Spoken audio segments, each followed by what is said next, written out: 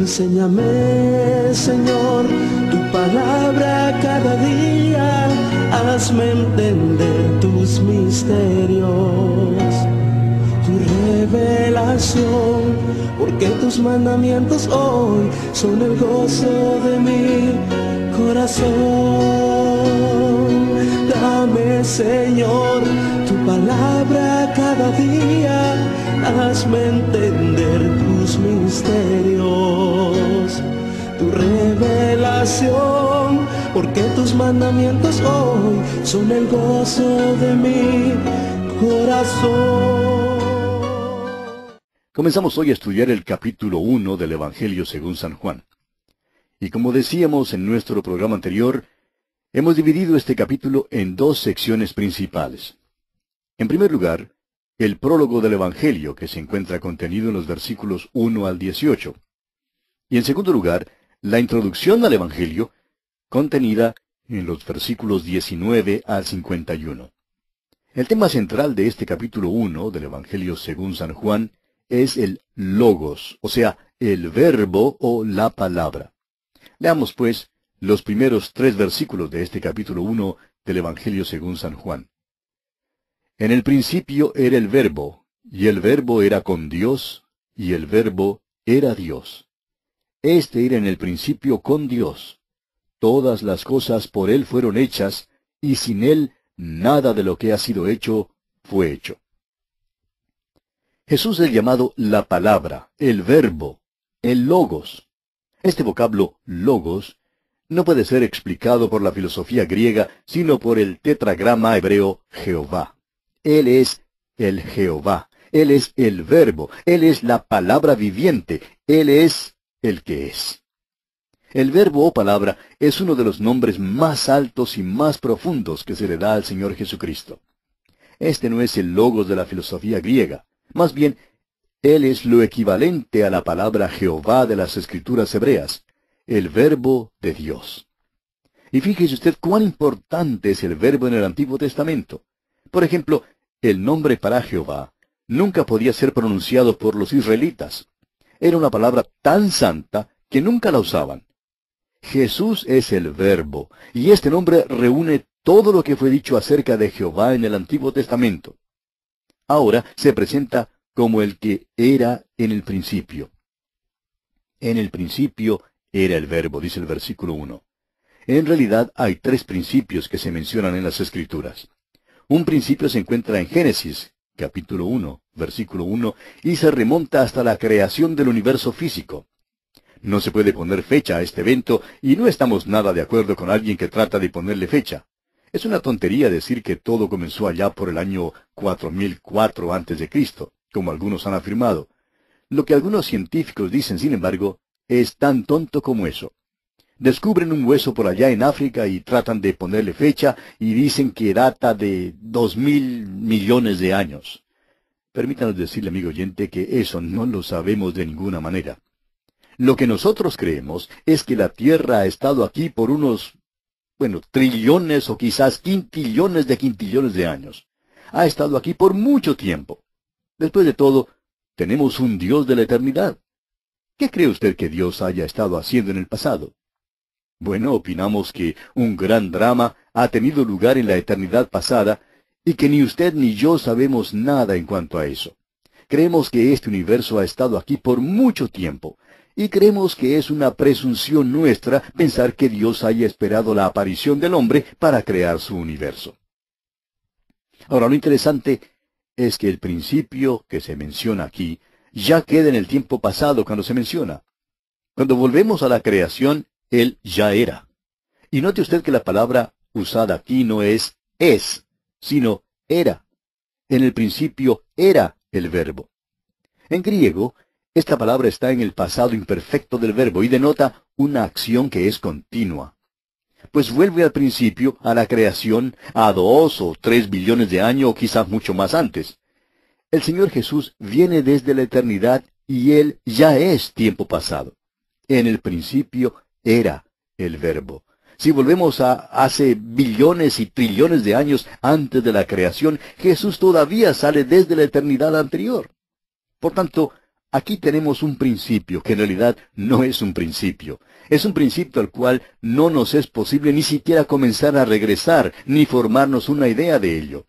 Él es el anciano de días, y su cabello es tan blanco como la nieve, y ya lo era hace billones y trillones de años. En aquel entonces ya era. En el principio era el Verbo. En el griego original son solamente 5 palabras, y no hay ni un solo hombre en toda la tierra que pueda ponerle fecha, ni comprender o sondear esta frase. Así es que, con esta primera declaración tremenda, comienza nuestro estudio en la infinidad del tiempo y del espacio. Ahora, la segunda declaración es esta: y el Verbo era con Dios. Esta expresión aclara que Jesús es diferente y distinto a Dios el Padre. No se puede identificarlo como Dios el Padre porque Él es con Dios. Pero alguien dirá que si Él es con Dios, entonces Él no es Dios. Pero la tercera declaración aclara esto también: y el Verbo era Dios. Esta es una declaración clara y enfática, la cual expresa que el Señor Jesucristo es Dios. El hecho es que el griego es aún más específico que esto, porque en el idioma griego, la palabra que lleva importancia se coloca al principio de la oración. En el griego, esta frase se lee así: Dios era el Verbo. Y amigo oyente, eso es enfático. No se puede ser más enfático que eso. ¿Cree usted que se pueda negar la deidad de Cristo? Amigo oyente, no le es posible negar la deidad de Cristo. Las primeras 3 declaraciones en el Evangelio según San Juan lo resumen todo. En el principio era el Verbo, y el Verbo era con Dios, y el Verbo era Dios. Ahora es verdad que hay algunas sectas que tratan de negar la deidad de Jesucristo, pero para tratar de afirmar tal cosa, han tenido que recurrir a un estratagema realmente diabólico y engañoso. Es la estratagema de publicar su propia supuesta traducción de la Biblia, en la que presentan su propio punto de vista, en lugar de lo que dice el griego original en este pasaje. Ahora, fíjese usted también que Jesús es el Creador. Los versículos 2 y 3 dicen: Este era en el principio con Dios. Todas las cosas por Él fueron hechas, y sin Él nada de lo que ha sido hecho fue hecho. ¿Se fija usted? Todas las cosas por Él fueron hechas. Jesús es el Creador. Y ahora el versículo 4 dice: En Él estaba la vida, y la vida era la luz de los hombres. Ahora, esto no significa simplemente que Él estaba vivo, aunque claro es que eso es verdad. Había vida en Él, pero el hecho es que los hombres necesitan de vida. Todos están muertos en delitos y pecados, según lo que dice la Biblia en Efesios 2:1. Y permítanos citar ese pasaje. Dice allí el apóstol Pablo: y Él os dio vida a vosotros cuando estabais muertos en vuestros delitos y pecados. Lo que los hombres necesitan, aún hoy en día, amigo oyente, es la vida. En Él, pues, estaba la vida, y la vida era la luz de los hombres. Ahora, Jesús es la luz, y la vida, dice aquí, era la luz de los hombres. Ahora, Jesús es contrastado con Juan el Bautista. Leamos los versículos 6 y 7 de este capítulo 1 de Juan. Hubo un hombre enviado de Dios, el cual se llamaba Juan. Este vino por testimonio para que diese testimonio de la luz, a fin de que todos creyesen por él. Juan el Bautista dio testimonio de la luz. Él no era la luz, simplemente dio testimonio de ella. Continuemos con los versículos 8 y 9. No era él la luz, sino para que diese testimonio de la luz. Aquella luz verdadera que alumbra a todo hombre, venía a este mundo. Tenemos aquí una declaración tremenda, amigo oyente, porque la luz viene de la palabra de Dios. Sin la palabra de Dios no hay luz. Cuando los hombres vienen a la palabra de Dios, entonces están en la luz. El apóstol Juan en su primera carta, capítulo 1, versículo 7, dice: Pero si andamos en luz, como Él está en luz. Ahora, ¿cuál luz? La luz de la palabra de Dios. Esta luz alumbra a todo hombre que viene a este mundo. Eso es, alumbra a cualquier hombre que venga a la luz. Es simplemente como el sol que brilla sobre cada hombre que sale a la luz del sol. Pero hay quienes están por allí abajo en sus cuevas, a los cuales la luz del sol no llega. Es necesario venir a la luz. Leamos ahora los versículos 10 y 11 de este capítulo 1 de Juan. En el mundo estaba, y el mundo por él fue hecho, pero el mundo no le conoció. A lo suyo vino, y los suyos no le recibieron. Esta era la tragedia del mundo, y todavía es la tragedia del mundo hoy. El Creador bajó a esta tierra y fue hecho carne. Sin embargo, el mundo no le reconoce y le rechaza. Hay quienes limitan la declaración que leemos aquí en el versículo 11 que dice, a lo suyo vino, diciendo que significa que solo vino a la nación de Israel, a su propio pueblo. Pero nosotros creemos que abarca más, amigo oyente. Vino a su propio mundo, porque Juan acaba de hablar en cuanto al hecho de que Él hizo el mundo. Vino a su propio mundo y su mundo no le recibió. Se trata de un rechazo universal de Él. Pero fíjese lo que dice aquí en los versículos siguientes, versículos 12 y 13. Mas a todos los que le recibieron. Y nosotros damos en realidad gracias a Dios por esta palabrita todos. Todos tiene una proyección universal, porque nos incluye a usted y a mí, amigo oyente. Todos los que le recibieron. Ahora, ¿qué les pasa?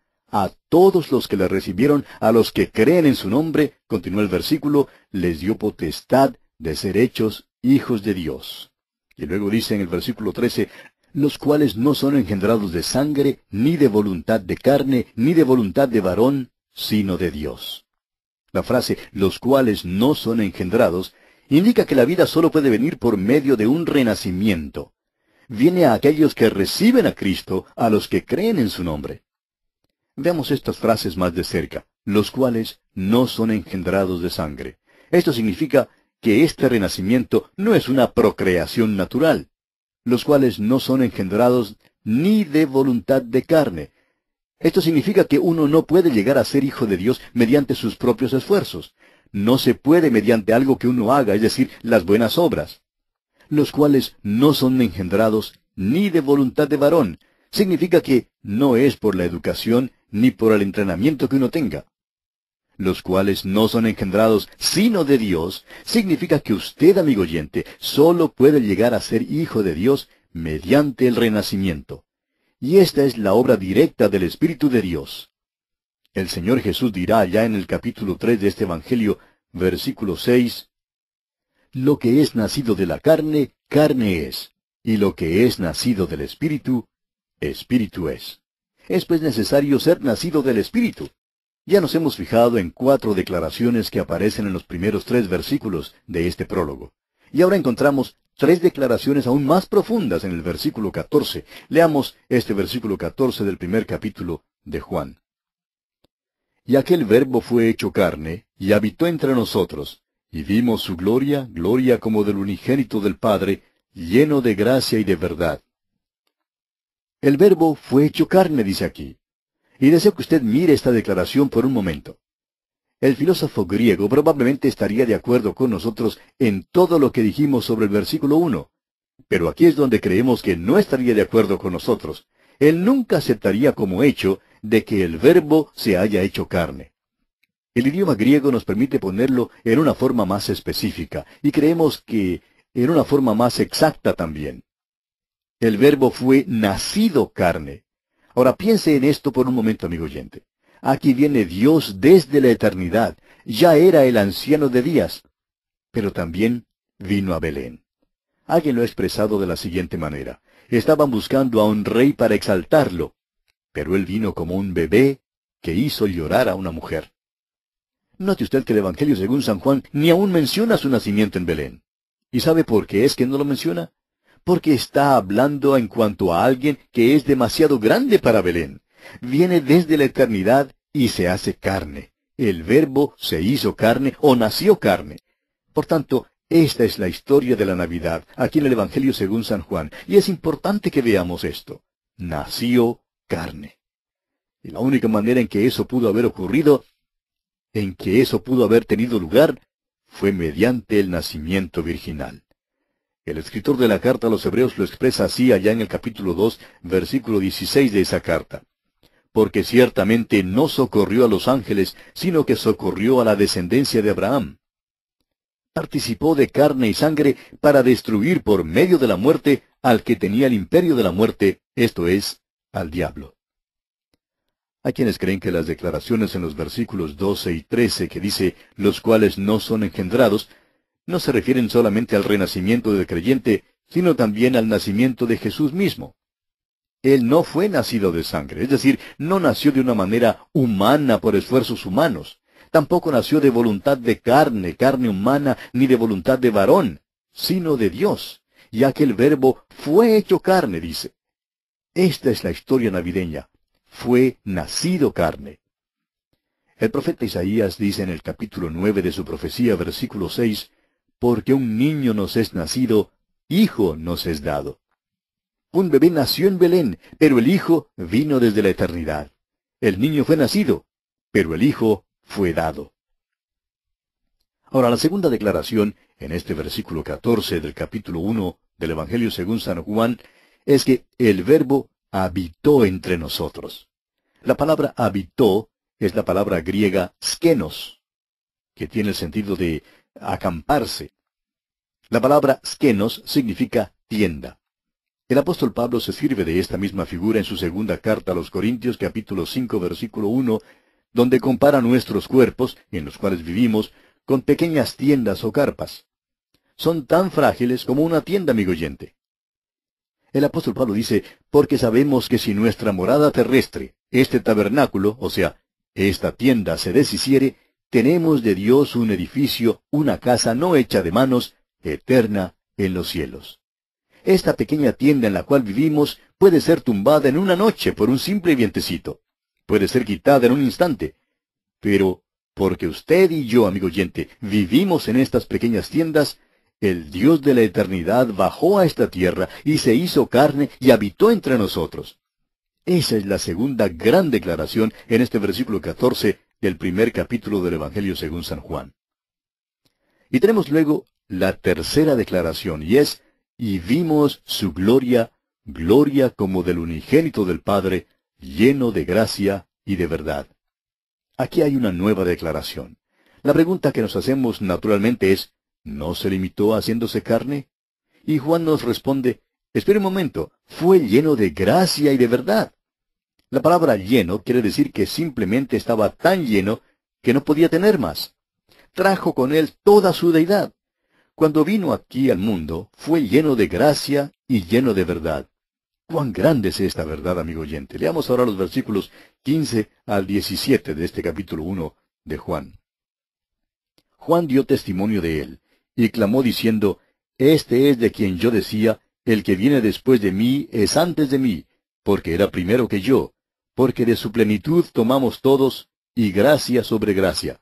Pues la ley por medio de Moisés fue dada, pero la gracia y la verdad vinieron por medio de Jesucristo. Todos hemos tomado gracia de la plenitud de Cristo. Él fue lleno de gracia y de verdad. Este es Él de quien hablamos. Y bien, amigo oyente, aquí vamos a detenernos por esta ocasión porque ya nuestro tiempo se ha agotado. Continuaremos considerando este interesante tema aquí en el capítulo 1 del Evangelio según San Juan en nuestro próximo programa.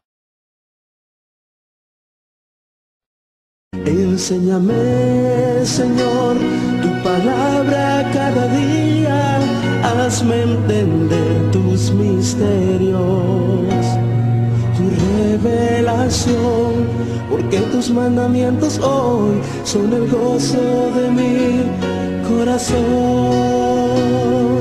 Dame, Señor, tu palabra cada día, hazme entender tus misterios, tu revelación, porque tus mandamientos hoy son el gozo de mi corazón.